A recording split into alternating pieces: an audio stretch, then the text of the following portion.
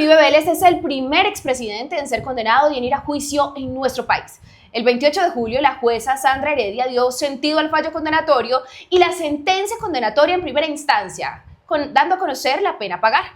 Esto es un hecho sin precedente en nuestro país. Además, ha sido un hecho que ha movido toda la política en nuestro país, en los grupos políticos, desde la derecha hasta la izquierda. En este programa analizaremos cómo se ha movido y cómo ha reaccionado la derecha, el centro y la izquierda ante este hecho sin precedente, como ya lo mencionamos. Así es, Simón, todo un caso mediático en la que nos hemos visto envueltos todos los colombianos y que muchos hemos querido participar, conocer. Yo creo que ese día todos estuvimos conectados todo el día viendo el juicio del expresidente. Claro, y yo me acuerdo, fue el primer día el sentido de la condena, y estuvimos desde las 8 de la mañana hasta las 8 de la noche todos conectados ahí en YouTube, Juiciosos. viendo, escuchando, entendiendo además las pruebas que validaba la jueza para luego pues dar el sentido del fallo condenatorio y digamos que movió el país, y eso tuvo unas reacciones y va a tener unas implicaciones políticas. Así es, ahí sí quienes no somos abogados nos tocó ponernos la 10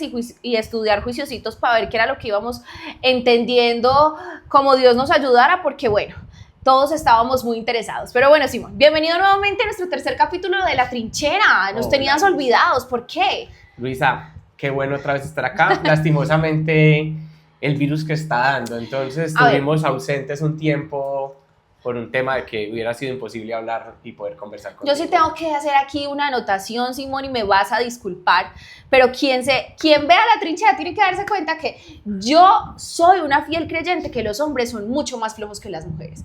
Desde que La Trinchera nació, yo tuve apendicitis, a mí me operaron, yo fui a la ceja, vine, volví, y Simón tuvo una gripa y esto interrumpió las grabaciones. Cero pruebas, ninguna duda. Somos mucho más flojos, nos cogió un virus, pero aquí estamos de nuevo otra vez. La idea es seguir conversando, en este caso, además sobre un tema bastante importante, y queremos seguir compartiendo con ustedes nuestra opinión y que ustedes puedan seguir compartiendo con nosotros sus opiniones. Sobre este y sobre todos los temas que son de interés nacional, y ahorita con mayor razón que empiezan a fluctuar tantas cosas que deberíamos estar opinando y comentando entre nosotros. Así que bienvenidos una vez más a La Trinchera. Gracias por haber visto el primer y segundo capítulo, que si usted no lo ha visto, por favor lo invitamos a que vaya juicioso, le dé clic, vea, comente, nos pregunte y se suscriba a nuestro canal de YouTube. Así es. Bueno, bienvenidos. Bueno, pero en La Trinchera no podemos empezar sin antes hablar un poco, Simón, sobre la lamentable noticia de este 11 de agosto a las 2 de la mañana, el fallecimiento, el magnicidio del senador y precandidato a la presidencia de la República por el Centro Democrático, el senador Miguel Uribe Turbay. Situación que ha consternado a todos y todas las colombianas, independientemente de su orilla política e ideológica. Yo creo que es una situación que como nación nos tiene bastante afectados, impresionados. Así es, Luisa. Yo creo que es un momento para que reflexionemos un poco en nuestro país sobre que tenemos que erradicar la violencia en nuestro discurso, pero también en la práctica, porque muchas veces vemos que la violencia no solamente es discursiva, sino que terminan estos hechos tan lamentables de violencia política, donde una persona, independientemente de sus ideas, de lo que estuviera diciendo incluso en el momento en que es avaliado, pues termine en esta situación en donde un niño además va y le dispara y lo tira pues al hospital durante 2 meses. Es bastante lamentable y creo que hay que lamentarlo. Pero también es importante que nosotros cuestionemos un poco cómo incluso después de ese hecho han venido sucediendo algunas reacciones de actores políticos, voces muy relevantes que también son motivo de cuestionar. Claro, y que hay que analizar, porque lo que terminan es perpetuando aún más esa sensación de polarización y de división, y yo creo que, como lo decía ahorita Simón, es una situación que a todos, independientemente de lo que pensemos, o que si en algún momento coincidimos o no coincidimos con el discurso del senador, nos afecta y nos duele como país, porque cómo vamos a estar en riesgo simplemente por expresar nuestras ideas y nuestros ideales. Y aunque yo soy una fiel creyente de que entonces nuestro país debería considerarse permanentemente en luto porque todos los días mueren personas y quizá no tiene el eco y no resuenan de la forma en la que lo hace en este momento con el senador, sin quitarle el mérito pues a lo lamentable y a lo doloroso que es, tenemos que cuestionarnos profundamente el quehacer político en un como en un país como en el nuestro, y cómo quienes nos quedamos aquí actuamos y respondemos de manera responsable. ¿Qué hacemos también? Porque la responsabilidad está en esos que tienen el ojo público, la forma en la que responden ante algo tan lamentable como esto y el eco que genera en la sociedad. Así es, Luisa. Yo creo que es importante entonces que empecemos a mirar un poco esas reacciones y que en mi criterio, yo creo que las ideas que opinemos pueden ser un poco cuestionables ante eso. Yo voy a empezar quizás por hoy uno de los precandidatos presidenciales más polémicos en este momento, porque digamos, tiene una capacidad muy grande para aparecer en pantalla y robar show y aparecer, y es de... Hacerse notar. Sí, hacerse notar, es un experto en hacerse notar, y es de Daniel Quintero, ¿cierto? El precandidato presidencial Daniel Quintero, en un trino, pues primero hace un video lamentando en medio como de una sonrisa bastante cuestionable, dice: la narcoderecha golpista mató a Miguel Uribe. O sea, inmediatamente está diciendo quiénes fueron, señalando y además haciendo un usufructo político de un hecho bastante lamentable. Así es muy lamentable del exalcalde de Medellín, también el actual alcalde Federico Gutiérrez hace... O sea, está en Medellín pues como en la cosa. Sí, soy muy interesado en opinar sobre el tema. El actual alcalde Federico Gutiérrez dice: quieren eliminar físicamente a quienes somos oposición a Petro en Colombia. Yo creo que eso es lo que me parece muy doloroso, como trasladar la narrativa del dolor, que además, pues hay que decirlo aquí en la trinchera, solidaridad absoluta con la familia, con su esposa, con sus hijas y su hijo, que además me parece muy impactante que su hijo tenga 4 años, justo la edad que el senador tenía cuando su madre muere también. Es asesinada. Me parece pues bastante impactante el asunto, pero a lo que voy es que el alcalde con esa narrativa lo que hace es continuar en ese discurso de odio y de, bueno, entonces vamos a señalar y vamos a enjuiciar a alguien por esto. El alcalde lo que hace es responsabilizar al gobierno nacional, y no solo responsabilizarlo, sino además convertirlo como en el actor directo de este magnicidio, y diciendo como: vienen por nosotros en esa búsqueda, digamos, de aparecer y de polarizar con el presidente Gustavo Petro. Lanza unas acusaciones bastante graves en donde entonces está diciendo: todos los que somos oposiciones somos objetivo militar, y yo creo que no es el momento ni es el lugar para estar diciendo esas cosas, y por el contrario debería estar llamando al presidente y estar juntándose todos para decir: venga, cómo rechazamos la violencia política. Exactamente. Sí. Sea cual sea la orilla que venga. Entonces, continuando por la línea de los candidatos presidenciales actualmente, también está Vicky Dávila, la periodista que pone... ¿Periodista? Bueno, ya. Fue periodista. La que fue periodista. Muy regularcito, por cierto, pero bueno. Ella pone: esta mañana, cuando Colombia llora la partida de Miguel Uribe Turbay, el silencio de Petro es ensordecedor y estruendoso. Además, espérame un segundo, Simón, ella pone, cuando ya el presidente Gustavo Petro se pronuncia, ella dice: Petro, usted sí es el responsable político del magnicidio contra Miguel Uribe. Usted sí ha perseguido a la oposición. Recuerda este trino contra Miguel, por ejemplo, a todos nos ha llamado nazis, corruptos, muñecas de la mafia, y bueno, y menciona algunos mensajes del presidente en su cuenta de X en ocasiones pasadas. O sea, entonces primero, que además hay otra cosa: si el presidente no se pronuncia inmediatamente, es un problema. Entonces no le permiten ni siquiera poder racionalizar el hecho y pronunciarse de manera adecuada como presidente de la nación, como principal dirigente del país. Y luego, entonces, cuando se pronuncia, también entonces vuelve y dice: usted es responsable, usted nos trata de esta manera, y por eso mataron a Miguel, cuando no es pues así como ella lo plantea.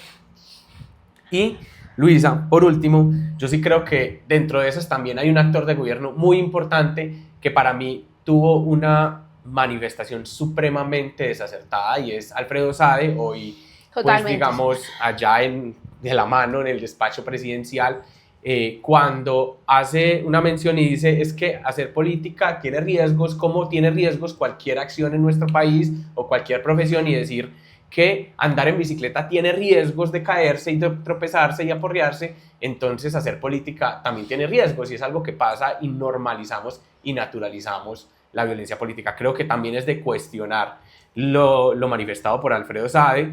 Que debería el presidente decir algo al respecto, o sea, Gustavo Petro debería decir algo claro, respecto a lo que él dijo tan lamentable. Sí, porque además revictimiza, o sea, llega a un revictimiza. nivel de revictimizar en este caso, a la familia de Miguel Uribe y en, pues, equiparar un hecho fortuito como caerse en una bicicleta a un hecho de violencia política tan censurable como es asesinar a un precandidato presidencial. Entonces, creo que eso nos lleva a reflexionar sobre la necesidad de ser cuidadosos con las palabras y que en este momento lo único que queda es solidarizarse con la familia, solidarizarse con los amigos, solidarizarse incluso con sus copartidarios y sus simpatizantes.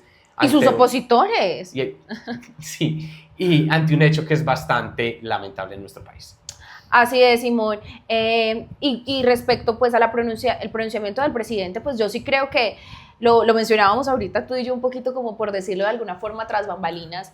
El presidente tiene una retórica un poco yoísta, por decirlo de alguna manera. Yo puedo diferir un poco de su pronunciamiento, pero siento que también fue sensato, fue mesurado, fue estuvo. Para sus prácticas fue mesurado, sí. Sí, estuvo. ¿Cuál fue tu porcentaje? Sí, normalmente es 90%, yo 10% sobre el hecho, esta vez estuvimos como en un 70-30. Ajá. Entonces un 30% que le destinó al lamentar el hecho y un 30% de pronto donde vinculó otras razones asociadas a él. En este caso no vinculó pues a Gabriel García Márquez y a Aureliano Buendía, pero bueno, creo que un poquito mejoró las comunicaciones ante un hecho que merecía la seriedad del caso. Merecía y merece la seriedad y también merece que el país se ponga el corazón en la mano y que entienda el hecho como lamentable, pero que todos los días en Colombia vivimos una violencia, estamos inmersos hace muchísimo tiempo en una violencia, somos un país naturalmente muy violento y que sea Miguel o que sea otro es de juicio y de cuidado de quienes tienen en este momento en sus manos el poder y de quienes tenemos la posibilidad como electores en una próxima oportunidad también de decidir y de elegir, y a quienes hoy tienen el quehacer político, porque también he visto por ahí algunos clips en redes sociales de concejales y demás personas que participan en política de manera activa, propagar ese discurso de señalar culpables y demás cuando ya hay un proceso, cuando incluso el mismo día del fallecimiento del senador se habló sobre un asunto relacionado a quiénes fueron los autores intelectuales del crimen, pues que dejen el curso de la justicia también y que esos señalamientos terminan generando más odio en una Colombia que de pronto no le interesa. Requiere otro tipo de tratamiento y podernos unir de alguna manera en la diferencia y debatir con argumentos sin recurrir a la violencia y a estigmatizar al otro. Yo creo que eso es muy importante.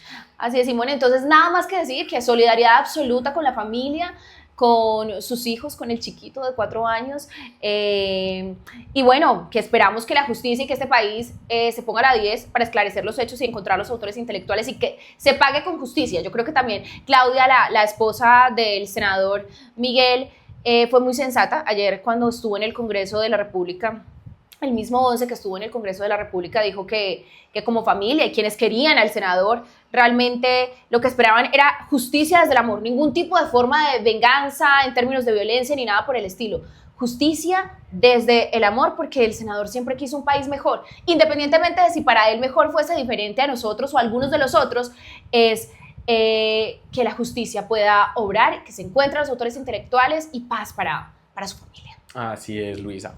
Teniendo esto, digamos que era un tema que además llega de manera coyuntural, porque nos coge un poco de sorpresa también el hecho. La idea es que podamos avanzar con el capítulo de hoy, como lo decíamos en un inicio, que se trata de hablar sobre el juicio de Álvaro Uribe Vélez, el expresidente que hoy es condenado y que es sentenciado a 12 años de prisión, y pues también que podamos ver las reacciones y más que las reacciones, poder hacer un análisis político de lo que este juicio, esta condena, tiene implicaciones para el escenario de la política y las elecciones futuras de 2026. Así es, Simón, y lo que se viene con la apelación, cómo se siente el ambiente político en este momento, además, cuáles fueron las reacciones, qué implican esas reacciones, es que es un hecho además simbólico e histórico, eso sí tenemos que decirlo independientemente de cómo vaya a continuar el proceso judicial, es el primer expresidente del país en ser condenado e ir a juicio. Entonces yo creo que eso ya tiene un nombre en primera fila gigante y por eso ha generado tanta conmoción en el país. Se han visto reacciones muy importantes desde todos los sectores, unos a favor, otros en contra, pero bueno, vamos a estarlo conversando aquí en La Trinchera. Así es. El 28 de julio de 2025 fue condenado el expresidente Álvaro Uribe Vélez en una audiencia que duró más de 12 horas. En esta audiencia, la jueza Sandra Heredia esbozó todas las pruebas necesarias para proferir la condena, a la cual el 1 de agosto se dio la sentencia y la condena, pues los años de prisión, en este caso prisión domiciliaria que se le otorgó al presidente Álvaro Uribe. Así es, Simón, 3 fueron los cargos, el primero de ellos soborno en actuación penal por manipulación de testigos para favorecer su defensa. El segundo caso por el cual fue condenado fue fraude procesal, que básicamente es presentar documentos y versiones falsas para distorsionar el curso de las investigaciones y la justicia. El tercer cargo del soborno simple, cargo del cual fue absuelto por el caso de la exfiscal Hilda Niño Farfán. Así es, Luisa. Es importante mencionar que en este juicio, pues o en esta audiencia, que duró más de 12 horas, que todos estuvimos como ahí súper pegados, como escuchando, viendo, yo en este caso lo vi a través de Daniel Nunca Coronel. había estado yo tan interesada en entender los términos de los abogados, bastante perecita que me da como esa profesión.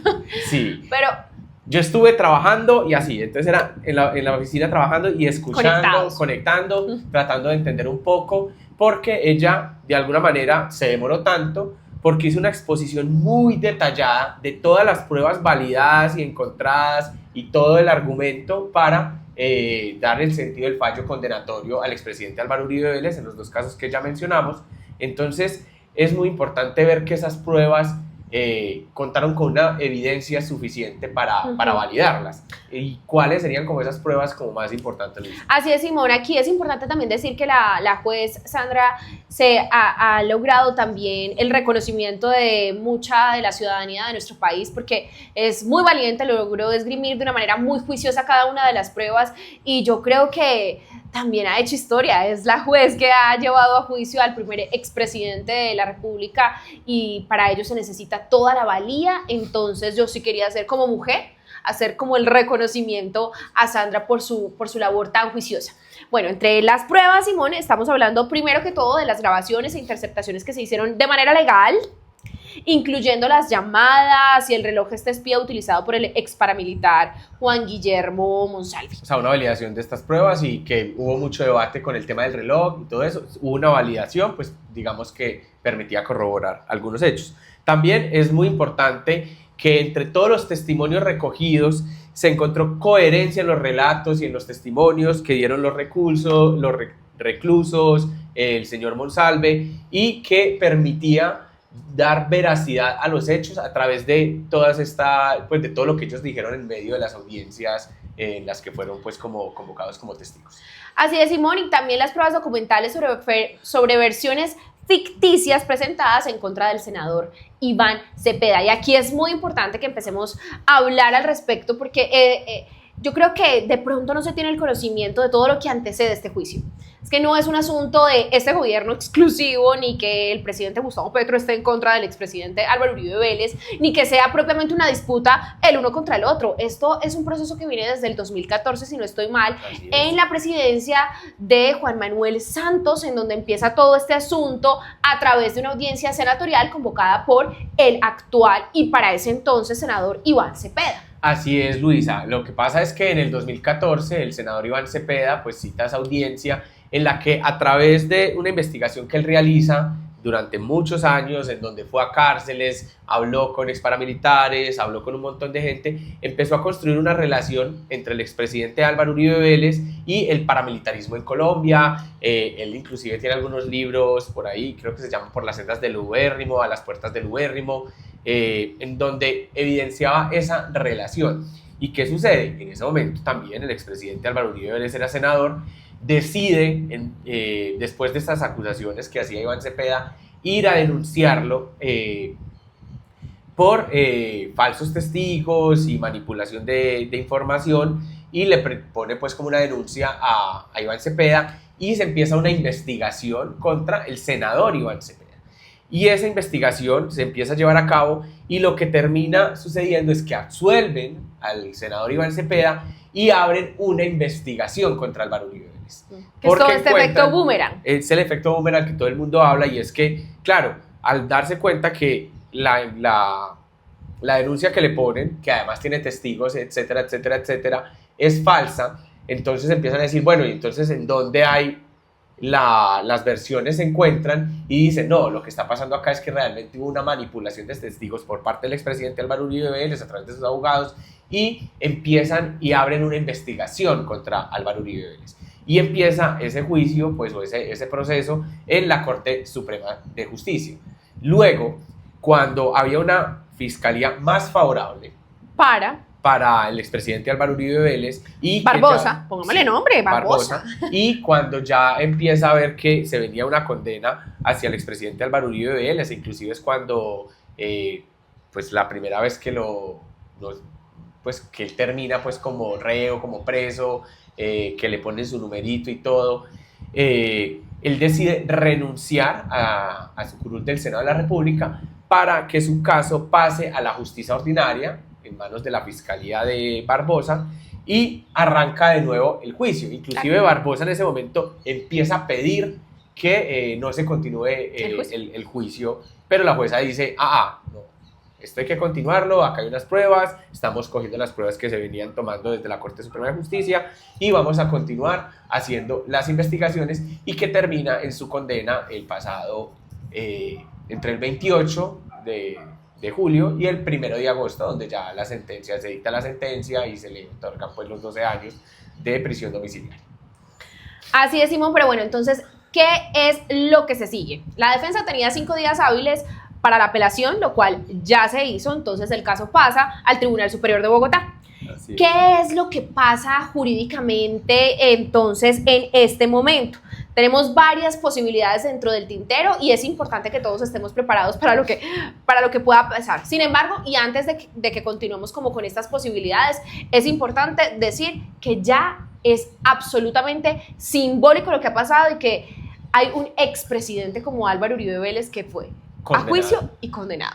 Eso ya es el valor simbólico que representa en términos de defender la justicia, que la justicia es autónoma y que la justicia llega independientemente del sujeto, así seas el hombre más poderoso de Colombia o representes lo que representa. Representa lo que representa, eso es un expresidente, quizás el expresidente más popular de Colombia, que tiene una fanaticada grandísima, no importa, la justicia encontró pruebas suficientes para condenarlo por unos delitos. Eso es muy importante. Álvaro Uribe Vélez quizás no dejará de ser nunca el primer expresidente condenado por la justicia en Colombia.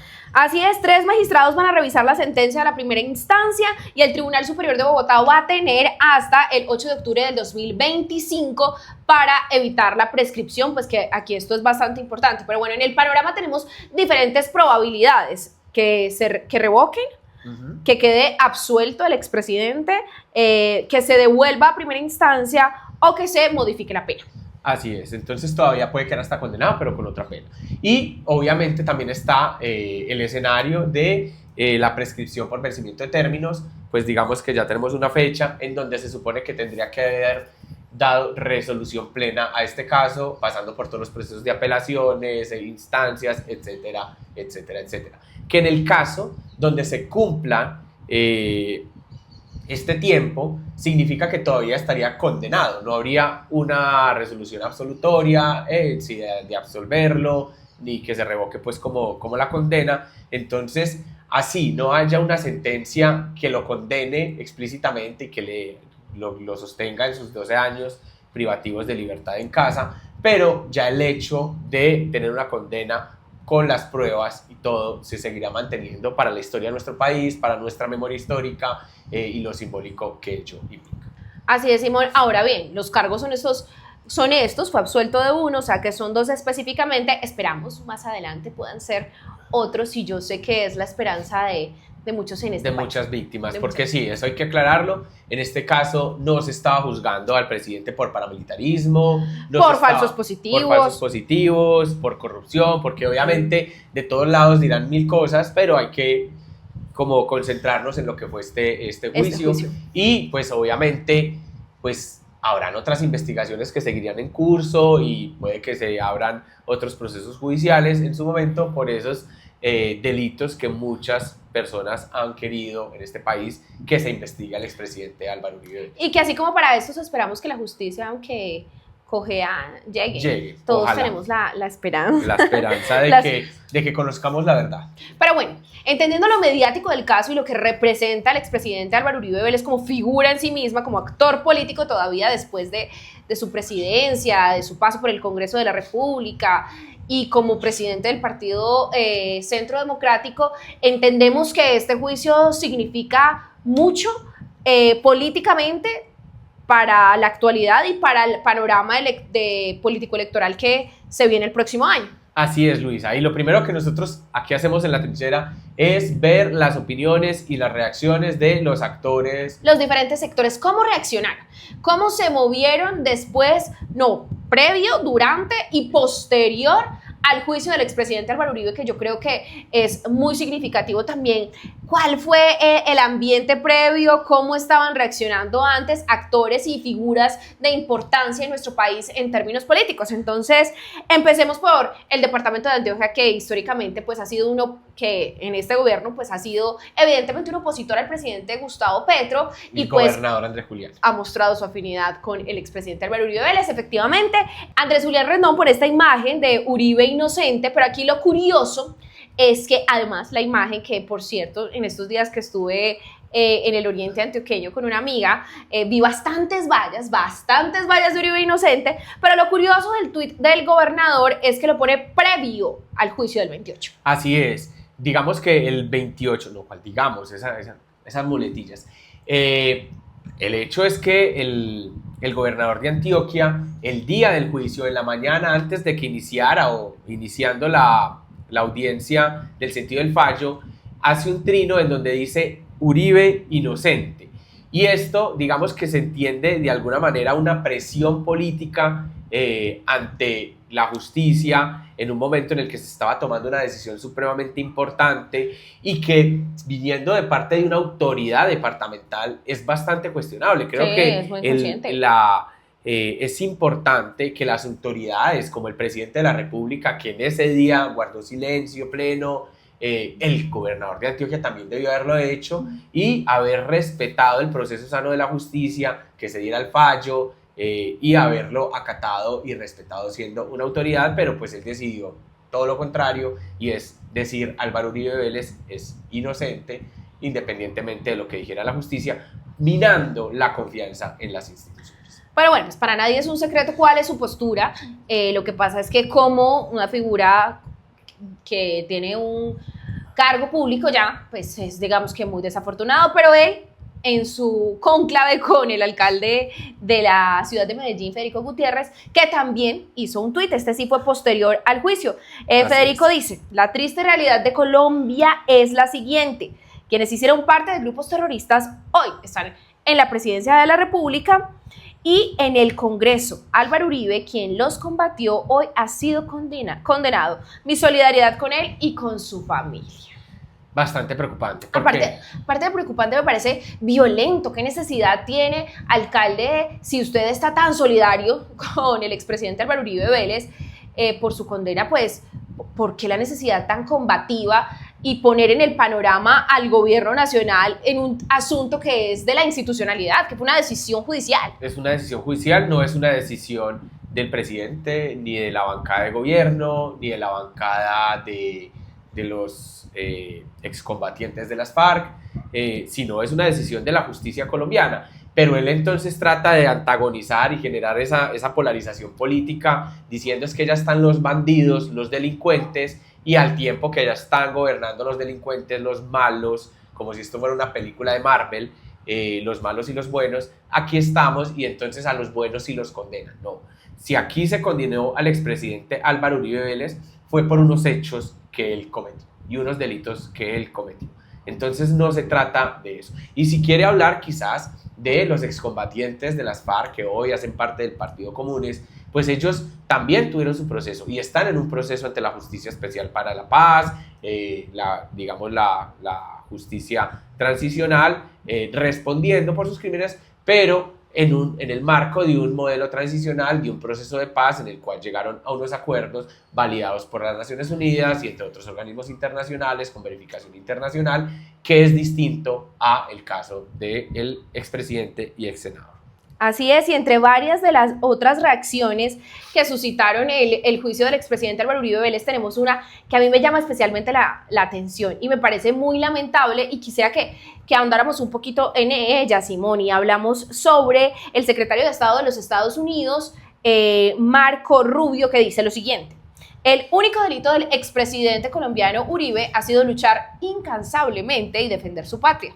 La instrumentalización del Poder Judicial colombiano por parte de jueces radicales ha sentado un precedente preocupante. Preocupante es, señor secretario de Estado, que usted esté tan interesado en los asuntos de Colombia. ¿Por qué? ¿Quién le ha dado tanto la potestad a este señor de opinar sobre nuestra soberanía? Pero es que hay dos cosas. ¿Quién? Yo creo que hay una responsabilidad grande en los congresistas que están, digamos, que están renunciando a la soberanía, que van allá a donde el secretario de Estado a decirle, vengan, por favor, intervengan, acá está pasando esto y aquellos, y ya renunciando a la soberanía. Pero además, usted como secretario de Estado, es bastante preocupante que esté violando la autonomía y la soberanía de un país que no es el suyo. En este caso estamos hablando de Colombia, y defender la justicia colombiana, las decisiones de la justicia colombiana, es defender la soberanía nacional. Y no tiene nada que estar haciendo, en este caso,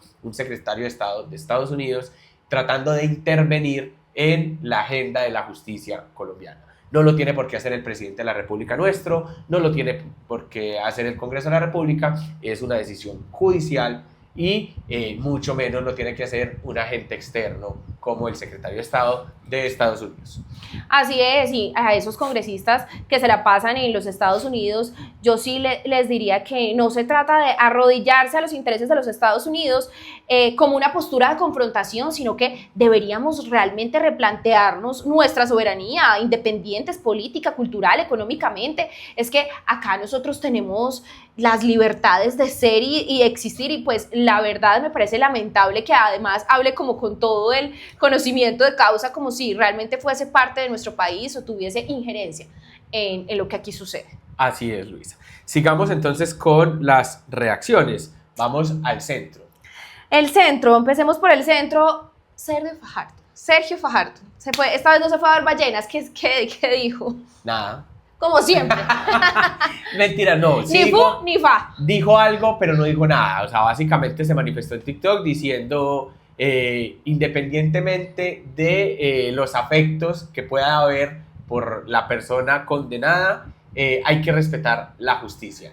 Institucionalidad. La institucionalidad, sí. Entonces es como si defendamos las instituciones, pero sigo creyendo, no sigo creyendo, tengo afectos, no tengo afectos. ¿Cuánto duró ese video de TikTok? No sé.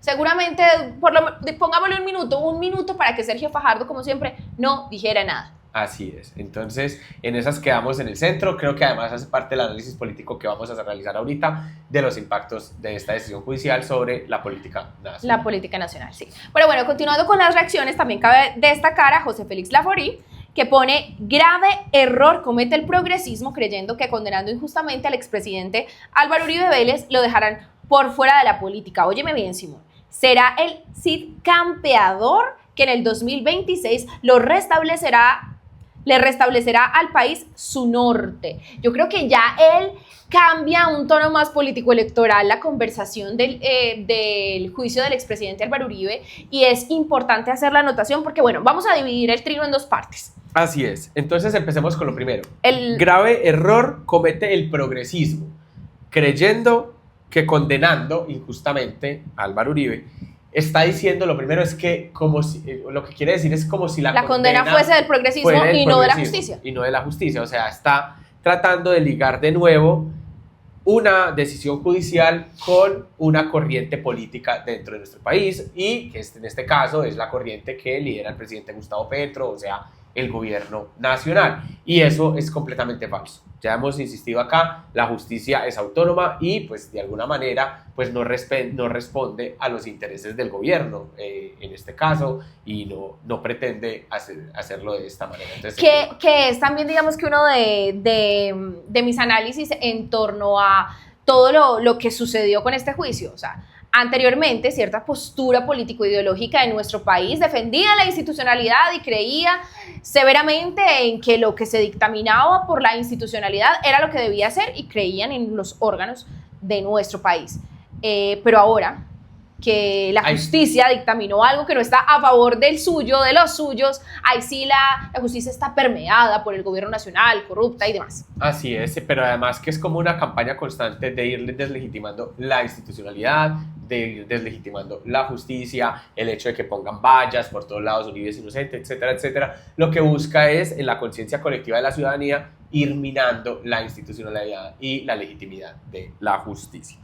Pero bueno, en Colombia, Simón, el debate se polarizó, eso lo entendemos con lo que pasó con el juicio del expresidente. La derecha habla de la persecución política, la izquierda considera pues como un triunfo para la justicia y para las víctimas del conflicto, que yo quiero ser reiterativa, esperamos que más adelante el juicio sea por otros cargos y que sea otro el panorama, pero bueno, esa es otra conversación. Esto nos da y nos abre la conversación a ¿cuáles son las implicaciones que tienen los diferentes sectores de nuestro país? Lo que pasó con el juicio del expresidente Álvaro Uribe Vélez. ¿Qué va a pasar con la derecha? ¿Qué implicaciones tiene para la derecha? ¿Ustedes qué piensan? ¿Qué implicaciones tiene para la derecha? Bueno, Luisa, empecemos por la derecha, como lo dices. Yo creo que hay un escenario que va a suceder y es que un sector de la derecha se va a radicalizar en la defensa del legado y la humanidad del expresidente y la inocencia del expresidente Álvaro Uribe Vélez. Y va a ser su caballito de batalla. Ahí se van a meter de lleno, van a concentrarse en decir que el expresidente Álvaro Uribe es inocente, en insistir en que la justicia está permeada por el progresismo, por la izquierda, por el socialismo, y eso va a ser un gran caballito de batalla. Y ahí vamos a encontrar, evidentemente y obviamente, al Centro Democrático. Los candidatos del Centro Democrático van a coger a Álvaro Uribe y lo van a volver el caballito de batalla. Posiblemente Vicky Dávila se une a ese sector, el abogado de las de las Priella, sí. Se van a juntar en ese bloque de una derecha radical en la defensa del expresidente Álvaro Uribe Vélez y su inocencia y su legado, etcétera, etcétera. Pero acá hay un escenario que me parece más interesante de analizar, y es que hay una derecha que ha querido desde hace mucho tiempo desligarse, quitarse la sombrilla, la sombra del jefe natural de la derecha en Colombia, que era Álvaro Uribe, y va a aprovechar esta situación para desmarcarse un poco. Algunos sectores conservadores, creo yo. Es posiblemente que algunos sectores del Partido Conservador, Cambio Radical, el Partido de la U, inclusive el Partido Liberal, algún sector del Partido Liberal que es de derecha, va a tratar de desligarse de que le sigan diciendo derecha uribismo. Entonces van a tratar de construir una propuesta política para el año 2026 desligada del uribismo, pero diciendo somos la derecha. Además, posiblemente que no es delincuente. Van a tratar de decir somos la derecha decente, defendemos las ideas, la seguridad, la propiedad, la tradición, las libertades económicas e individuales, etcétera, etcétera, pero desligados de ese pasado, intentando, de ese pasado de paramilitarismo, de falsos positivos, del expresidente Uribe y su condena, etcétera, etcétera. Entonces, puede que ahí se divida en dos la derecha, y eso va a marcar un poco cómo puede moverse el escenario electoral en 2026 en una derecha que está bastante dividida actualmente. Totalmente de acuerdo. Bueno, ¿y qué se viene para el centro? ¿Qué se viene para el centro? Las figuras representativas del centro que están en este momento participando dentro de la contienda electoral, que ya lo mencionábamos ahorita, pues Sergio Fajardo para mí no es como la figura que represente nada realmente, pero él en su postura de ni fu ni fa, que lo mencionábamos ahorita, ¿qué puede pasar con él, con su candidatura, con ese sector específico que se ha mostrado desligado tanto del uribismo como del petrismo? Ahí yo creo que vamos a hablar precisamente sobre los impactos del juicio, ¿cierto? Para no mezclar otro montón de cosas.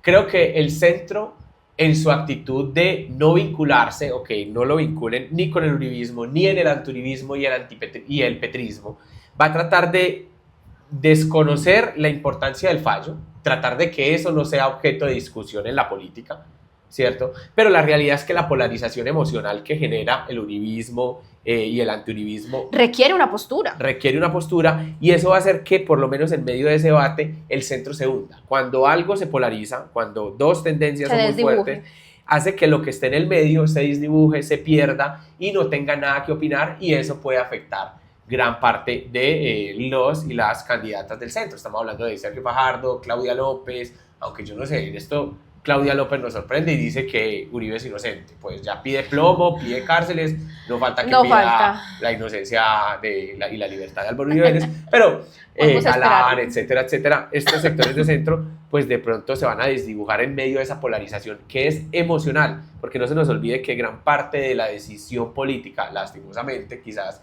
de la gente es muy emocional, y la votación termina favoreciendo a los sectores que más emociones generan. Así es, y finalmente pues el centro se caracteriza por no tomar una postura. Entonces, para lo del juicio yo estoy muy alineada con lo que piensa Simón. Yo creo que finalmente, como no va a tener, y siempre con el temor de si opina un poquito para aquí, un poquito para allá, ese es el problema de ser tan tibio. Así es. Como no tiene miedo de decir de esto un poquito para allí, de esto un poquito para allá, pues entonces va a terminar no estando dentro del panorama de opinión, y pues se pierde. Intenta caerle bien a todo el mundo no le cae bien a nadie. Así es. Ahora nos vamos con cuáles son las implicaciones para la izquierda, cómo la izquierda puede capitalizar esto. Yo creo que las posibilidades son claras, va a capitalizarse electoralmente el hecho de que la institucionalidad ya tiene un culpable, y el culpable es el expresidente Álvaro Uribe Vélez por los cargos que les mencionábamos anteriormente. Entonces, pues digamos que se reconoce como la lucha histórica que se logró a través del senador Iván Cepeda, todo esto con el juicio del expresidente Álvaro Uribe Vélez. Entonces, la posibilidad de capitalizarlo, pero yo creo que tiene que maniobrarse también de manera correcta, porque como tú lo mencionabas ahorita con las implicaciones de la derecha, pues ellos pueden convertir al expresidente en un mártir, y eso puede contrarrestar ahí, mover un poco el tintero. Es que esa es la cosa, hay una polarización que se va a generar y que ya se viene generando, y eso va a tener un movimiento. Lo que tú dices, lo primero, la capitalización de la izquierda del juicio, en un inicio tiene que ver es que la izquierda naturalmente es antiuribista, y pues eso te refuerza la idea de que siempre, o sea, te reafirma tu sensación de que Uribe era un delincuente, y eso genera unas emociones que hace que la izquierda capitalice, recoja, reanime sus fuerzas. Eso le genera, lo envalentona a la izquierda. Envalentona a la izquierda. Sí, esa es como una de las... Ganamos el juicio. Y, digamos, otro de los impactos más grandes es que aparece en la opinión pública un nuevo actor en la baraja de candidatos o precandidatos presidenciales. Te vas a pintar, Simón. Ya te vi, lo bueno, lo siento. Ay, si ves, me vas a acabar con esta gripa. Ay, qué flojera, los hombres enfermos, Dios mío. Pero sí, estamos hablando evidentemente de Iván Cepeda. Creo que después del juicio aparece la figura de Iván Cepeda como una posibilidad para ser candidato presidencial. Inclusive en las entrevistas inmediatas, Daniel Coronel le preguntó, al otro día en la W, en todos lados le preguntaron, senador Iván Cepeda, ¿aspira usted, va a ser candidato a la presidencia de la República? Y es porque claramente se identificó un líder que no es, digamos, que no nace de la nada, no estoy diciendo que nace ahora, pero pues digamos que tiene un momento de efervescencia política, una efervescencia mediática, y la gente empieza a decir, venga, porque Iván Cepeda no puede ser candidato a la presidencia, y empieza a aparecer. Y eso mueve la baraja, o sea... La baraja en la izquierda y en las precandidaturas actual que está... Porque claro, mientras dentro de esa disputa que hay dentro del pacto histórico y la izquierda y los sectores progresistas, empieza la gente a buscar como, ¿yo con quién me alineo? O sea, la gente está como... Que yo estoy segura además que precandidaturas que están ya dichas al ojo público dentro del progresismo y el pacto histórico van a terminarse, en caso tal de que Iván Cepeda sí acceda a convertirse en candidato presidencial, sumándose a esa campaña. Es que él representa una lucha histórica en los derechos humanos. Yo te voy a contar una infidencia, un secreto de una conversación con una amiga.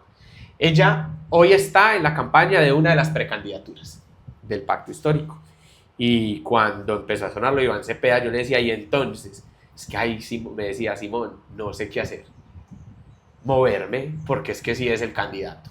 Entonces, sí, es él. eso va a mover un poco el escenario.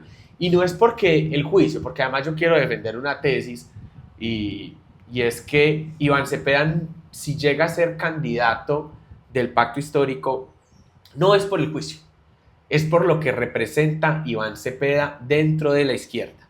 Por su trayectoria. O sea, nosotros podemos hablar varias cosas de Iván Cepeda. Tiene una trayectoria de décadas de defensa de los derechos humanos. En paz. O sea, como nadie ha defendido los derechos humanos y ha defendido la paz de este país, o sea, un man que se la ha jugado por la paz durante décadas, por los acuerdos, pero también ha estado en las movilizaciones por la educación, por la salud, etc. Dos, es una persona que conoce el país. O sea, Iván Cepeda conoce el país porque lo ha recorrido en su misión de defensor de derechos humanos, en tantos años en el Congreso de la República, que le da un panorama de entender la política. Tres, es formado académica y políticamente. No es alguien que llega de la nada a tratar de buscar votos a través de TikTok, que además creo que va a dignificar la política donde él se lance y nos va a sacar de esa lógica del TikTok chévere y nos va a decir, venga, hablemos de programas, hablemos de ideas. Ah, pero tú eres el que quería hacer un TikTok gracioso mío el otro día, en el primer capítulo. Pero es que nosotros no somos candidatos a la presidencia, nosotros estamos aquí. Pero entonces no vamos a dignificar la trinchera. No. Pero sí, entonces es una persona que dignifica la política y cuarto, y tiene una capacidad de conversar con el contrario. Lo demostró en la mesa de diálogo del ELN de la mano de la Forí, donde se sentaban y vos los escuchabas en una entrevista calmada, y el Aforí diciendo, este man es un señor, y van diciéndole, este man es un señor, y acá en medio de nuestras diferencias estamos trabajando por un objetivo común. Entonces es una persona que tiene todos los pergaminos para liderar el proyecto de izquierda y el proyecto progresista, proyecto alternativo en Colombia. Y eso pero que además tiene una ética impresionante, porque él en la entrevista, o más bien él podría aprovechar y capitalizar para esa campaña que estamos avisorando nosotros, pues no es que sepamos nada al respecto,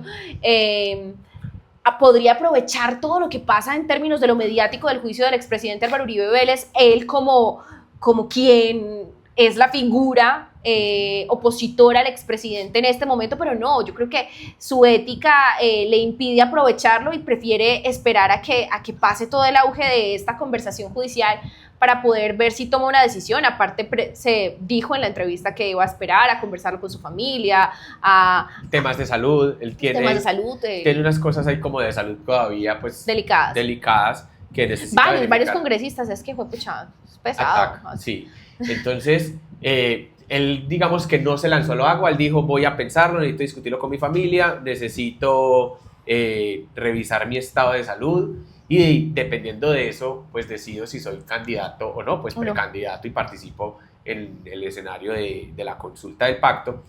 Pero además creo que lo que demuestra el no haberse lanzado es esos valores, o sea, los valores que tiene de no aprovecharse de un juicio tan mediático para lanzar e impulsar una candidatura presidencial.